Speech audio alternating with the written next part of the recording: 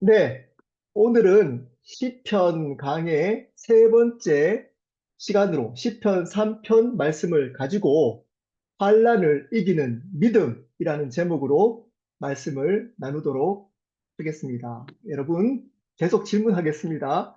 여러분, 한 주 동안 진심으로 행복하셨나요? 예수님 때문에 참된 기쁨과 평안, 자유함을 누리셨나요? 그것으로 하나님을 마음으로 찬양하고 노래하는 삶을 사셨나요? 그 삶을 시편을 통해 살아가시기를 예수 그리스도 이름으로 축복합니다. 오늘 시편 3편은 세 번역 성경에 보면 이른 아침에 기도라는 제목을 붙였습니다. 왜냐하면 지금 이 다윗이 이른 아침에 기도하고 있기 때문입니다. 그리고 시편 3편 성경책을 보시면 소제로 이렇게 붙여져 있습니다. 다윗이 그의 아들 압살롬을 피할 때에 지은 시. 지금 이 시편 3편을 지을 때 다윗은 자신의 셋째 아들인 압살롬에게 쫓기고 있습니다. 압살롬이 반역을 일으켜서 다윗을 죽이려고 하고 있습니다. 그 압살롬 아들에게 지금 다윗은 쫓기고 있는 겁니다. 그래서 다윗은 그 고난, 환란을 하나님께 탄식하며 기도하고 있기 때문에 이 시편 3편은 탄식시라고도 합니다. 여러분, 지금 다윗이 아들에게 쫓기고 있습니다. 왜 그런 일이 있었나요? 이 아들에게 쫓겨가고 있는 이러한 내용은 사무엘하 13장부터 18장에 나옵니다. 근데 이런 일이 있게 된 원인이 있습니다. 여러분도 다 너무 잘 아십니다. 사무엘하 11장에 다윗이 바세바라는 여인을 강간합니다. 어떤 사람들은 서로 눈이 맞아서 간통했다고 하지만 아닙니다. 다윗은 왕의 자리에 있었기 때문에 그 여인을 강제로 범하게 된 겁니다. 강간하고 그것이 들킬까봐 그 바세바의 남편인 충성된 자인 우리아를 은밀하게 교묘하게 죽여버립니다. 그랬더니 하나님이 사무엘하 12장 10절에 이런 일을 범했기 때문에 칼이 영원토록 다윗의 집에서 떠나지 않을 거라고 저주를 합니다. 그 사무엘하 11장에 바세바를 범하고 우리아를 죽인 사건, 그리고 사무엘하 12장 10절에 그렇게 하나님이 저주를 한 후에 13장에 이런 일이, 13장부터 18장에 이런 일이 일어난 겁니다.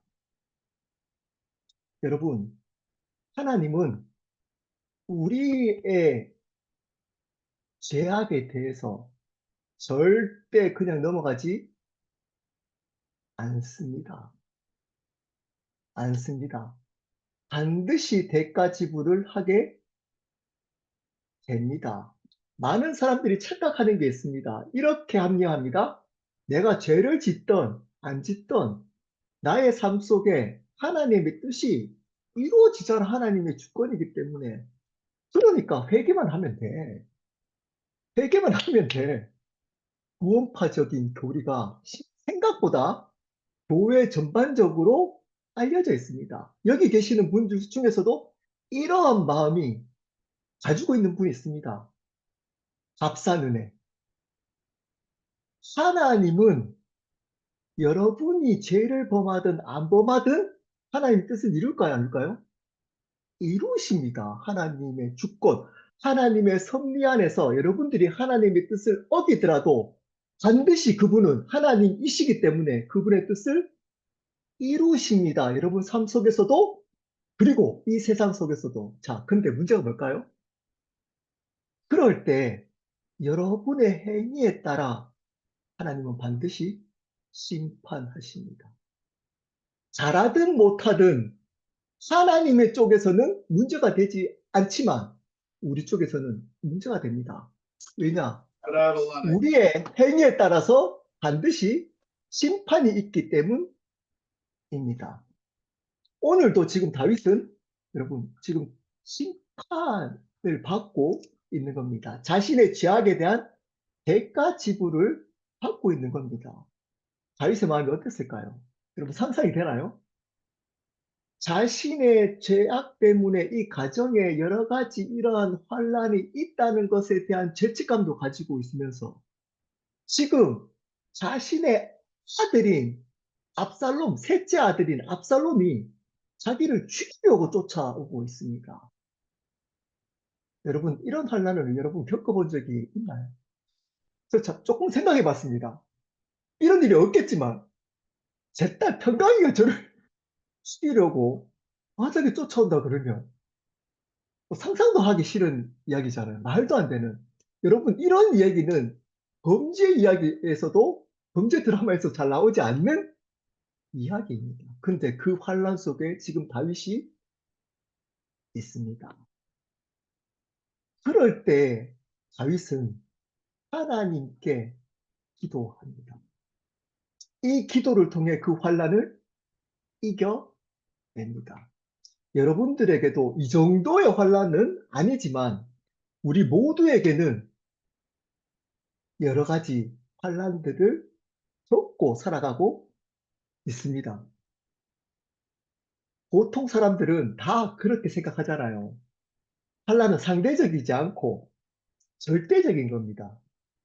내가 겪는 환란이 가장 힘든 겁니다.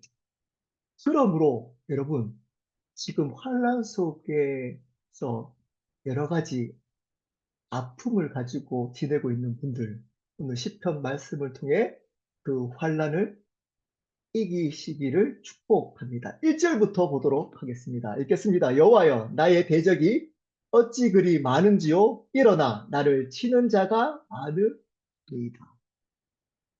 여호와여 다윗은 하나님을 부릅니다. 환난 속에서 첫 번째 해야 될 게 뭔가요? 네, 하나님을 부르는 것, 기도하는 것입니다. 로마서 10장 13절에는 누구든지 주의 이름을 부르는 자들에게는 구원을 주겠다. 여기서 구원이 영원한 생명도 있지만 우리의 삶의 어려움을 벗어나게 하는 구원도 포함되어져 있습니다. 여러분, 환난을 당하면 기도가 잘 되던가요? 잘 되지 않습니다. 네, 기도가 잘 되지 않는 것을 사람들은 이해해 줄 수 있습니다. 왜냐하면 모든 사람들은 환난을 당하면 기도가 되지 않기 때문입니다. 자, 그러면 성격에 따라서 어떤 사람들은 그것을 사람들한테 말을 안 하고 혼자 견디는 사람도 있고 기도하지 않기 때문에 어떤 사람들은 친한 사람들에게 전화해서 그 어려움들을 토해내는 사람들이 있습니다. 여러분, 그러면 궁극적으로 문제는 절대 해결되지 않습니다. 잠깐 감정적으로 위로를 받을 수 있고 사람을 의지할 때 위로를 받을 수 있지만 궁극적으로 그 환란을 이길 수는 절대 없습니다. 어떻게 해야 된다고요? 여호와여 주님을 불러야 됩니다. 어떻게 부를까요? 자 보십시오. 나의 대적이 어찌 그리 많은지요 일어나 나를 치는 자가 많으니이다. 압살롬뿐만 아니라 지금 압살롬도 힘든데 다른 적들도 많다는 겁니다. 너무 자기를 죽이려고 하는 사람들이 많다는 겁니다. 그대로 상황을 있는 그대로 탄식하며 하나님께 고백합니다. 사람한테 이야기하듯이 그대로 정직하게 하나님께 고백하는 것, 이것이 기도인 겁니다. 여호와를 부르고 정직하게 자신의 상황이나 상태를 정직하게 고백하면 되는 겁니다. 여러분, 탄식하는 것, 아파하는 것, 고통을 가지는 것 자체는 죄가 아닙니다. 문제되지 않습니다. 문제가 어떨 때 될까요? 그것을 누구에게 하느냐, 누구에게 하느냐가 문제가 됩니다. 그것을 하나님께 탄식하느냐, 사람에게 하느냐. 또 하나님의 역사가 결정이 되는 겁니다. 여러분들은 여러분의 탄식을 누구에게 지금 하고 계신가요? 2절입니다. 많은 사람이 나를 대적하여 말하기를 그는 하나님께 구원을 받지 못한다 하나이다 셀라. 많은 사람들이 이야기를 합니다. 조롱합니다. 너는 하나님께 받지 못할 거야. 야, 어떻게 콩가루 집안도 콩가루, 이런 콩가루 집안이 어딨냐? 너가 하나님을 그렇게 열심히 잘 섬긴다고 했는데, 야, 너의 아들이 너를 죽이려고 하네. 그것도 말려내. 말려내. 하나님 진짜 살아 계시냐? 살아 계신다면, 너가 하나님을 그렇게 열심히 섬겼던 너를 어떻게 이렇게 할 수 있느냐? 라고 조롱한다는 겁니다. 우리에게도 이런 조롱이 들려질 수 있습니다. 들려질 수, 세 부류에게 들려질 수 있습니다. 첫 번째 부류 누굴까요? 사단입니다. 사단이 이렇게 조롱합니다. 야, 하나님 없어. 저 사람들 봐봐. 저들은 하나님 잘 섬기지도 않는데 저렇게 잘 사는데 너는 그렇게 열심히 섬긴다고 했는데 또 봐봐. 변화된 게 뭐야? 조롱합니다. 또 두 번째, 여러분들을 조롱하는 사람들이 있습니다. 사람들. 옆에서. 뭐 대놓고 하지 않더라도 속으로. 저 가정은, 저 사람은, 와, 하나님 믿는다고 해도 계속 힘들다고 얘기를, 아, 저런 가정이 과연 될까? 하나님의 은혜가 없는가? 없는 것처럼 보이고 하나님 역사가 끊어진 것 아닌가? 라고 사람들이 조롱할 수 있습니다. 또 마지막으로 누가 또 조롱할 수 있을까요? 자기가 자기 스스로에게 이런 조롱을 할 수 있습니다. 자기가. 야, 내가 뭐가 된다고? 내 같은 사람이, 나 같은 사람 아무리 해봐도 안 돼, 나는. 이렇게 조롱과 공격을 받는다는 겁니다. 맞습니다. 안 그래도 환란도 있는데 이런 조롱까지 받으면 얼마나 힘들까요? 자, 여기서 저는 개인적으로 은혜 받았던 단어 하나가 있습니다. 근데 이거를 다른, 많은 분들은 잘 이렇게 깊이 나누지 않더라고요. 근데 저는 개인적으로 제가 묵상할 때는 은혜를 받았습니다. 뭘까요? 셀라. 셀라.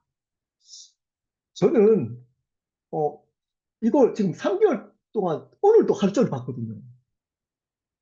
근데 이 셀라가 저한테 은혜가 됐어요. 여러분, 셀라가 확실한 뜻이 무엇인지는 모르지만 대부분 학자들은 이 셀라는 잠시 멈춤이라는 의미가 가진다고 합니다.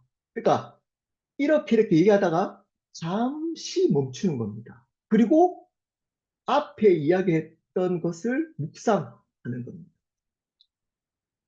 자, 이런 겁니다. 다윗이 지금 환난과 조롱 속에 있습니다.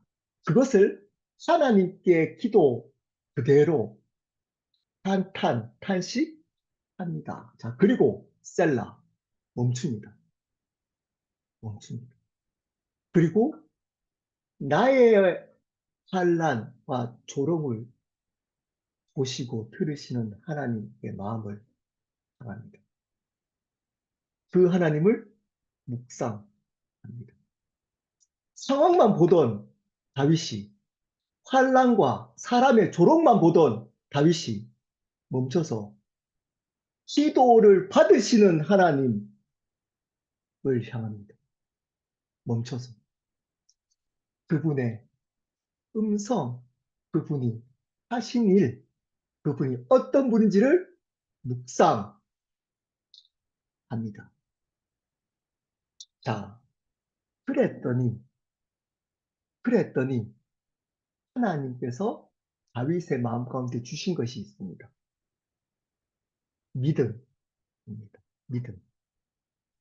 여러분, 환란 속에서 여러분의 노력으로 믿음이 생기던가요? 열심히 노력한다고 믿음이 생기던가? 열심히 기도 자체의 행위를 한다고 믿음이 생기던가요? 교회 봉사한다고 생기던가요? 말씀 열심히 한다고 물론 그렇다고 뭐 안 생긴다.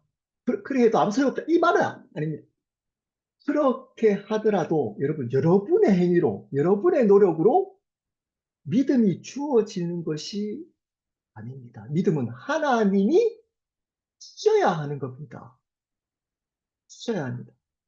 어떨 때 그 하나님을 멈춰서 바라볼 때, 상황이나 환경이나 사람을 바라보던 그러한 시간 속에서 멈추고 하나님을 묵상할 때, 그 하나님이 우리의 마음 가운데 믿음을 주십니다. 자, 그랬더니 바뀝니다. 기도가.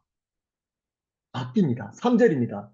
여호와여, 주는 나의 방패시요 나의 영광이시요 나의 머리를 드시는 자시입니다. 저는 2절과 3절에서 갑자기 왜 이렇게 바뀌었지? 제가 보면서 2절에서는 이렇게 많습니다. 약간 한탄하고 탄식하다가 갑자기 너무 바뀌어요. 3절에 여호와는 나의 방패시요 나의 영광이시요 나의 머리를 드시는 자이다. 저는 예전에 이 시편 3편을 읽었을 때 이렇게 생각했어요. 아, 감정은 안 따라주더라도 그냥 의지적으로 믿음의 고백을 하는 거다. 하는 거다. 근데 제가 새로 묵상하면서 이번에 그렇지 않다는 걸 알게 됐습니다. 지금 다윗은 정말 믿음으로 이 고백을 하는 겁니다. 왜요? 셀라의 시간을 가졌기 때문에. 하나님께 기도하다가 여러분, 무조건 여러분의 이야기만 하시면 안 됩니다. 기도 시간에. 여러분의 말만 막 하시면 안 됩니다. 하나님을 기다려야 되는 겁니다. 하나님을 묵상하는 시간을 가져야 되는 거예요. 여러분의 말을 멈추고 하나님을 묵상하고 하나님이 어떻게 내 삶 가운데 행하셨는지, 하나님이 어떤 분이신지를 여러분 멈추고 묵상하셔야 돼요. 그분 앞에. 그럴 때 하나님은 뭐 주신다고요? 성령 하나님은 우리 가운데 믿음을 주십니다. 믿음. 자, 여러분 가운데 믿음이 생길 때 그 믿음을 어떻게 해야 돼요? 믿음의 고백. 그 믿음대로 다시 믿음의 고백으로 기도하기 시작합니다. 다윗은. 나의 방패, 여기서 원어적으로 방패는 나를 둘러싼, 나를 완전히 보호해서 둘러싼 그러한 방패인 겁니다. 많은 적들이 나를 둘러싸고 죽음이 있더라도 하나님이 나를 온전하게 둘러싸고 막아선 방패이시다. 그리고 나를 세워주는, 나를 세워주는 영광이 되시며, 그리고 수치를 이기도록 하시는 분이시다. 갑자기 의지적으로 믿음 없는데 믿음 고백한 게 아니라 하나님이, 저는 이렇게 생각합니다. 하나님이 이 믿음을 주신 겁니다.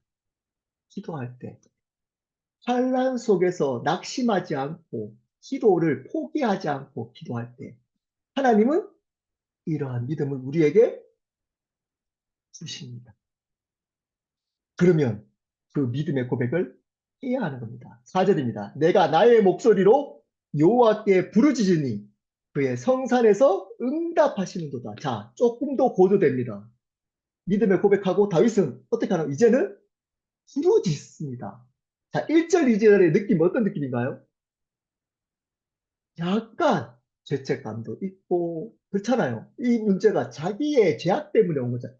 죄책감에다가 두려움도 있고 이래서 어쩌면 쭉 들어 보이는 느낌이 있어 1절, 2절은.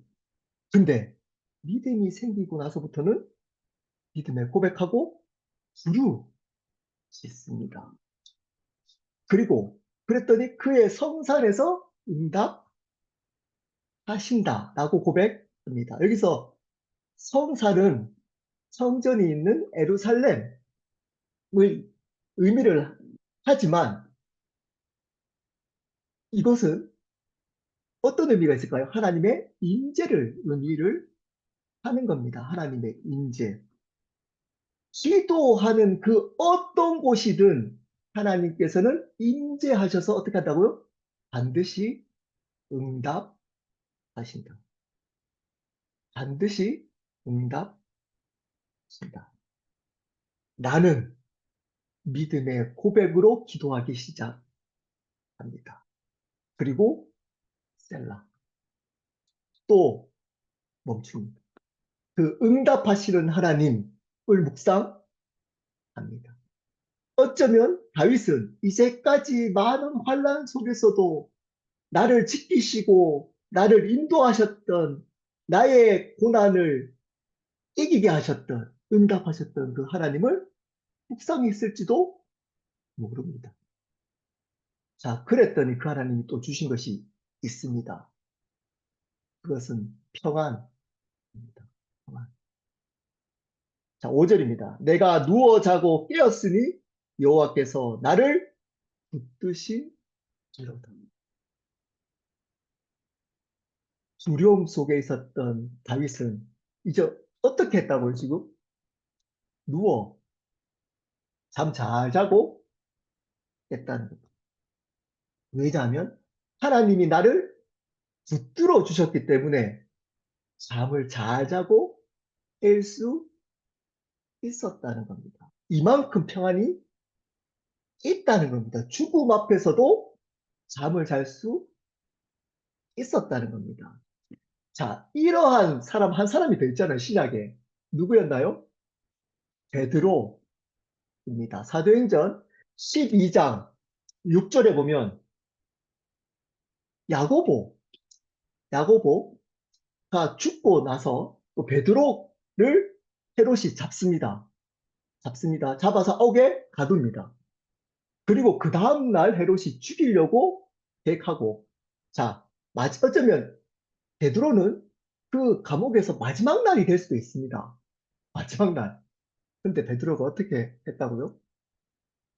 깊이 잠을 들었습니다. 깊이. 베드로가 몰랐을까요? 자기와 함께 했던 야고보가 죽었다는 것을 알았어요. 또 자기도 옥에 갇혀서 내일 죽을 수도 있다는 걸 알았습니다. 베드로는. 근데 천사가 깨워야 될 정도로 깊이 잠을 잡니다. 여러분, 이게 믿음입니다. 환란 속에서 잠 잘 자는 것. 이것이 믿음인 겁니다. 여러분, 잠 잘 자고 깨는 것은 하나님의 은혜입니다. 하나님의 은혜. 여러분, 오늘도 우리는 잠을 자고 내일 아침에 깰 겁니다. 누가 깨우나요? 알람이 깨운다고 생각하나요? 알람? 여러분, 알람 소리 때문에 여러분이 깨시나요? 여러분, 하나님이 깨우지 않으면 알람 소리가 아무리 울려도 우리는 못 일어납니다. 하나님이 아침마다 우리를 깨우시는 겁니다. 아침마다 하나님이 우리를 깨우십니다. 여러분, 이것이 하나님이 우리를 붙들고 있다는 증거라는 겁니다. 증거.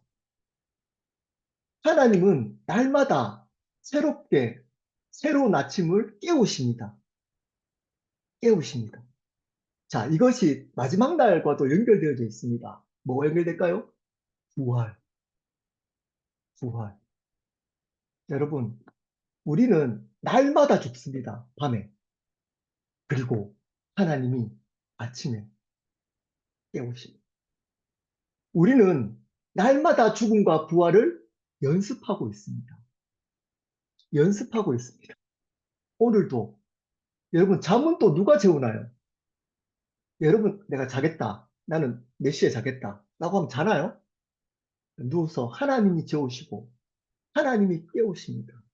여러분 하나님이 여러분을 마지막 날 부르시고 하나님이 부활시킬 겁니다. 이 믿음이 있으면 평안이 있습니다. 이 믿음과 평안이 있으면 환난을 이깁니다. 환난을 이깁니다. 이것만이 이 세상의 환난을 이길 수 있는 겁니다. 다윗은 이 고백을 하고 있는 겁니다. 하나님 주신 믿음으로 기도했더니 하나님이 또 평안을 주시네. 이 믿음으로 기도하고 평안을 누렸더니 하나님에 대한 확신이 생긴 겁니다. 이런 환란이 힘들지 않는 겁니다. 자, 그러면서 고백합니다. 6절입니다. 천만인이 나를 애워싸 진친다 하여도 나는 두려워하지 아니하리라. 여러분 점점 고조되는 것이 보입니다. 다윗은 천만인 많은 사람들이 나를 진칠지라도 죽이려고 진칠지라도 나는 절대 두려워하지 않는다. 왜냐? 하나님이 주신 믿음과 평안이 기도를 통해서 얻어졌기 때문. 여러분 왜 두려워하나요? 왜 두려워할까요? 첫 번째, 기도하지 않기 때문입니다. 두 번째, 하나님께 이 믿음과 평안을 갖고 누리고 있지 않고 있기 때문입니다. 그분과의 관계 속에서. 그렇지 않으면 여러분 절대 참된 행복을 누릴 수 없습니다. 이 세상은 계속 두려움, 여러분이 가지고 있는 상처도 극복하지 못하고 환란도 넘어서지 못하고 계속 두려움과 아픔 속에서 살아갈 수밖에 없는 겁니다. 7절입니다. 여호와여 일어나소서 나의 하나님이여 나를 구원하소서 주께서 나의 모든 원수의 뺨을 치시며 악인의 이를 꺾으셨나이다. 여러분 다윗이 이제는 너무 당당해졌습니다. 어떻게 얘기하나요? 하나님 일어나십시오. 하나님 일어나십시오. 여러분 이 말과 대조되는 게 1절이 있잖아요. 나의 대적이 어찌 그리 많은지요. 일어나. 대적이 일어나서 나를 치는데 하나님 가만히 있지 마시고 하나님도 일어나서 이들을 쳐주십시오. 당당해졌습니다. 그 믿음과 평안이 있기 시작했더니 이제는 하나님께도 당당했습니다. 여러분 지금 다윗이 당당해질 수 있는 상황인가요? 자신의 아들이 자기를 죽이려고 하는 이 비참함, 이 환란 속에 있고 이 문제가 자기가 지은 죄악 때문에 생긴 것도 알고 있어. 죄책감, 수치감 이런 것들이 있었던 다윗이 하나님이 주시는 믿음과 평안을 누렸더니 기도가 바뀝니다. 그분 앞에 당당하게 요청합니다. 일어나십시오. 나의 하나님, 나를 구원하소서. 이제 나의 하나님이 된 겁니다. 나의 하나님, 나를 구원해 주십시오. 주께서 나의 모든 원수의 뺨을 치시며 악인의 이를 꺾으셨나이다. 뺨을 때린다는 것은 그때 유대 지역 사회 문화에서는 수치를 주고 심판한다는 겁니다. 그냥 심판하는 게 아니라 수치 주면서 심판하는 겁니다. 원수가 에게 수치를 주면서 심판합니다. 왜요? 앞에서 어떻게 되나요, 원수가? 나를 조롱했잖아요. 나를 조롱했잖아요.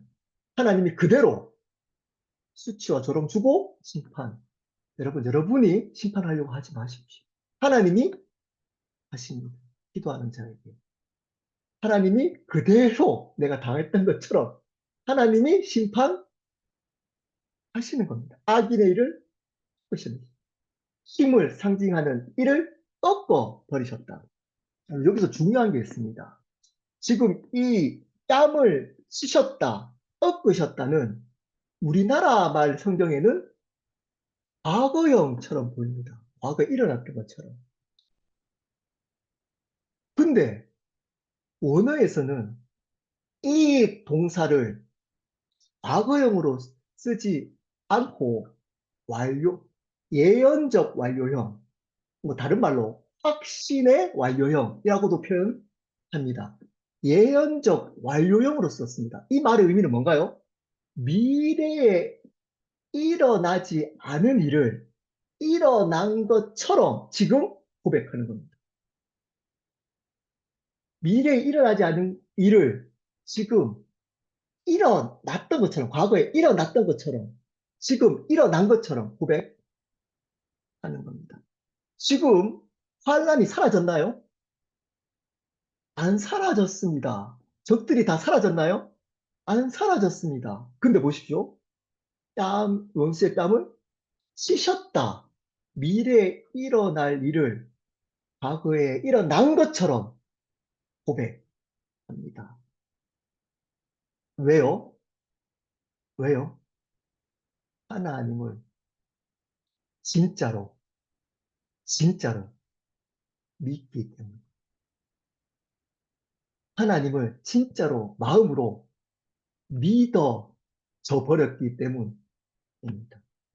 그래서 이러한 일을 과거에 일어났던 것처럼 고백해낼 수 있는 겁니다. 여러분, 오늘 우리 헬로교회 때마침 히브리서 11장 믿음의 장을 성경 통독했잖아요. 이 말이 어떤 말인가요? 똑같은 말이 있습니다. 요 믿음. 히브리서 11장 1절. 믿음은 바라는 것의 실상이요. 보이지 않는 것의 증거입니다. 저는 이 뜻이 무엇인지 몰랐어요. 근데 이겁니다, 이거. 이거. 이게 믿어지는 겁니다. 여러분, 구원도 뭔가요? 구원? 여러분, 구원의 확신이 뭔가요? 지금 여러분이 지금 구원 받았나요? 아닙니다. 지금 여러분이 지금 천국 간 게 아니, 지금 천국 간 게 아니잖아요. 근데 왜 구원받았다 그러나요? 이 믿음을 하나님이 주셨기 때문인 겁니다. 미래에 우리가 영원히 천국에서 살 그 일을 과거에, 과거에 이미 받은 것처럼 누리고 있는 것처럼 고백해내는 겁니다. 구원 받았다. 구원 받았다. 이게 구원받은 사람의 특징이듯이 믿음도 똑같습니다. 구원에 이르는 믿음은 또 원리가 똑같습니다. 어떤 거죠? 하나님을 정말 그분의 성품, 그분과의 교제, 기도를 통해서 그분을 정말 신뢰하고 그분이 주시는 평안을 진짜로 누려서 그분을 믿음으로 그분이 지금 내 삶 가운데 해야 할 그 미래 일을 지금 보는 겁니다. 지금 보는 겁니다. 그것을 믿고 기도하는 겁니다. 저는 첼로 교회에 대한 믿음이 이런 믿음이 있습니다. 여러분 안 믿기죠? 저는 이 믿음이 있습니다. 첼로 교회를 통해 하나님이 하실 것들, 미래에 하실 것들이 지금 보이기 때문에 여러 가지 힘든 일이 있어도 견딜 수 있었습니다. 있었습니다. 이 시편 때문에. 여러분, 여러분 지금 여러 가지 환란을 당하고 있잖아요. 결론 당하면 이길 수 있는 방법이 있다니까요. 어떻게 하면 되나요? 예, 이 믿음이 있으면 됩니다. 이 믿음. 이 환란을 이기게 만드는 그 일을 지금 믿음으로 보면 됩니다. 기도를 통해 보면 되는 겁니다. 그러면 견딥니다. 그렇지 않은 사람들은 절대 이길 수 없습니다. 그리고 다윗은 거기에서 끝나지 않습니다. 마지막 8절입니다. 구원은 여호와께 있으니 주의 복을 주의 백성에게 내리소서. 셀라, 셀라.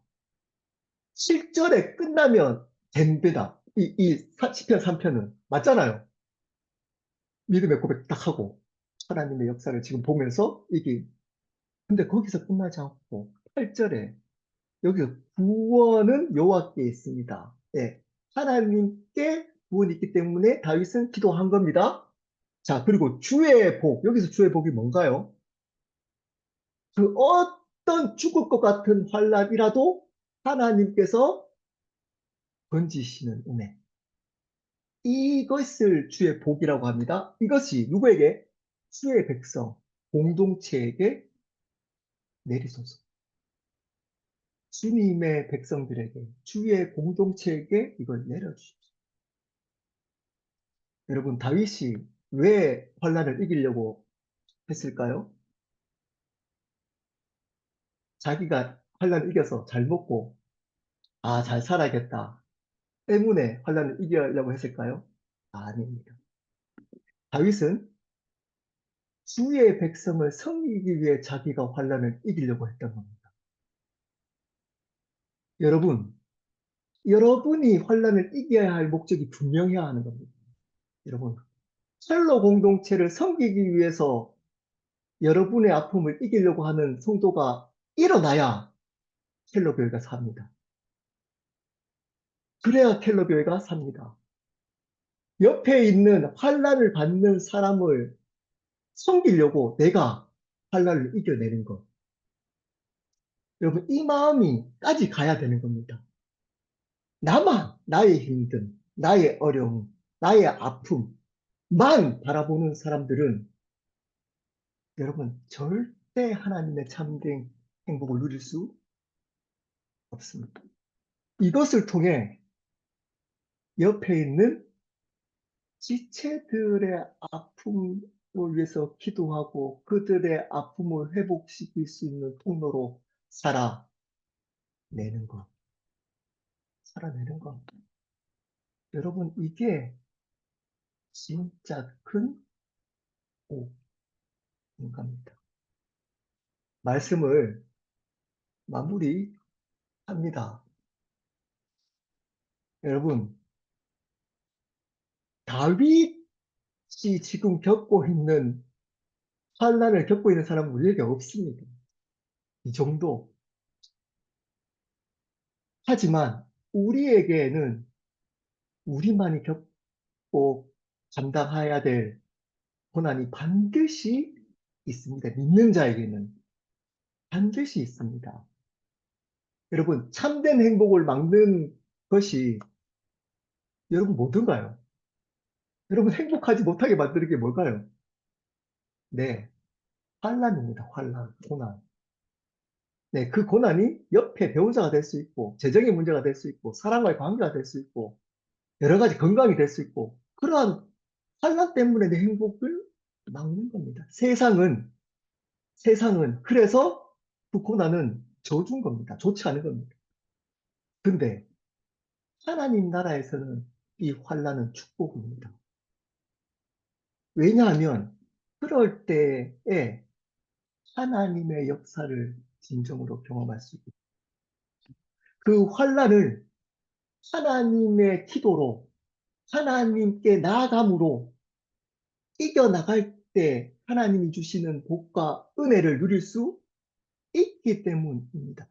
그 고난이 없으면 하나님의 복과 은혜를 절대 누릴 수 없습니다. 세상 사람들과 똑같이 살아갑니다. 내 노력과 내 열심과로 주어진 그 혜택들 정도의 누림으로만 살아갑니다. 거기에는 절대 평안이 없습니다. 환난을 이길 수 없습니다. 계속 반복됩니다. 두려움, 걱정, 근심 속에 살아갑니다.